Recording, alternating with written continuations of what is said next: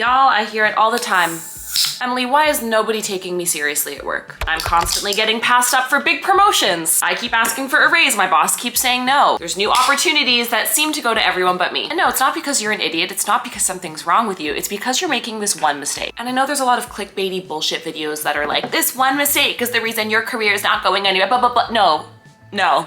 This is not that video. I've seen this pop up in interviews, in networking events. I've also seen it for promotions. I have seen people who are senior managers getting ready to be promoted to director and be denied opportunities because of this one teeny weeny thing. They talk too fucking much. And that's coming from a certified yapper. I'm pro yapping, but hear me out. Have you ever heard the phrase, if you can't explain it to me like I am 7 years old and don't know a thing you're talking about, then you don't know what you're talking about? No, because that's a fact. Beating around the bush when you communicate is going to kill your career. It's going to asphyxiate your career. People think this doesn't apply to them, but I'm telling you, hear me out. You would be shocked how many incredible candidates, myself included, have actually been stopped in their tracks when they're like, oh my God, wait.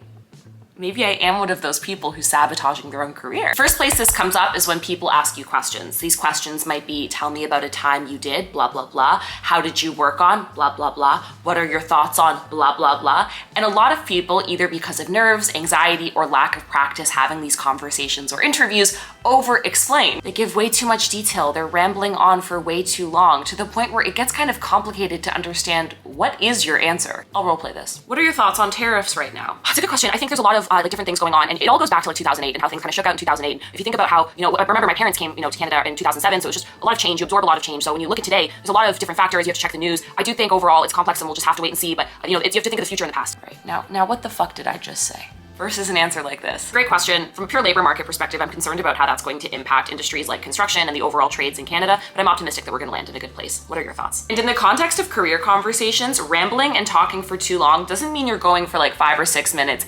Y'all, anything more than 2 minutes, people tune you out. You know that, right? So keep your answers short and sweet. Someone's asking you a question regardless of the context. If it's professional, start off by saying, that's a great question, or some kind of acknowledgement of the question.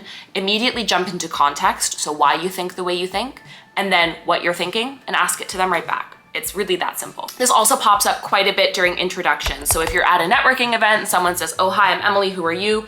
And you go, well, it all started in 2006 and blah, blah, blah. Shut up. Okay, listen, context is great. I love hearing about people's lives. I'm gonna do that on a podcast, right? I'm not gonna do that at this professional networking event. And especially when you speak to executives, those people don't have patience. What's your solution? Have a concise introduction for who you are that's ready to go in interviews and professional settings. It's 1 or 2 sentences for who you are, what you do, what you're looking for. Done, keep it moving. However, without a doubt, the absolute biggest one that is holding people back in their careers is when they explain complicated topics. This pops up in interviews, but this most especially pops up in the context of meetings at work. And this is one of the main reasons I've seen incredible employees get passed on for promotions. I'm actually thinking of a particular individual I worked with who worked on a finance team, and he was really good at what he did. He noticed things no one else noticed. Every time he ran a meeting, I wanted to take my head and bash it into my laptop, right? Like, it was painful. I remember one meeting where he presented some incredible data he pulled on our team, data no one else had found before,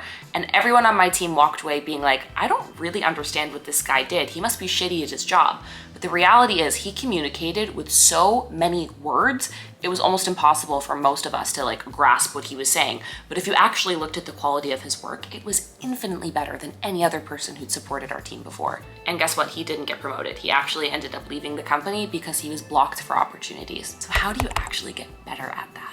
First of all, you need to actually understand what you're talking about. So you do in fact need to block time before your meeting to review and actually keep things top of mind. If it's before an interview, prep, like actually know what you're going to answer. You want to be a great explainer, like someone who really commands attention, authority, and has that executive presence so you do get ahead. Every conversation you have needs to be driven by this one question. What's in it for them? What do they need to understand in order for me to get ahead? What does the recruiter need to understand about my experience in order for me to move forward? What does this team of HR professionals need to understand about this report in order for them to feel like it was a high-value conversation? What's in it for them? What do they need to understand for this to be truly successful? The bottom line is this: if you over-communicate, if you are convoluted in how you speak, and if you explain things in a way that frankly a 7-year-old wouldn't understand, 9 times out of 10 that is going to absolutely kill your career, because guess what that signals? you don't know what you're talking about. People who know what they're talking about are confident, are clear, don't need to over-explain, don't need to ramble because they trust what they say is what they said, and they stand on that. And that's the energy and that's the communication style you need to be taking forward for the rest of your career. Otherwise, I promise you guys, like, I'm not even trying to be dramatic, you will see that impact your career. Like, I'm not trying to, this is not clickbait. Look at me, I'm fucking sitting on the floor. I don't even have art on my walls anymore because I'm in the middle of moving apartments. Like, I just really want y'all to get this information so you can get paid, okay? That's the goal. And if you like content that helps you thrive, helps you get paid, helps you feel good about the work you do, why haven't you subscribed, friend? I'm tough love, but it's all very honest and it's because I love you. So that's all I'm saying. But thank you for being here. I love and adore you. And I'll talk to you in the next one.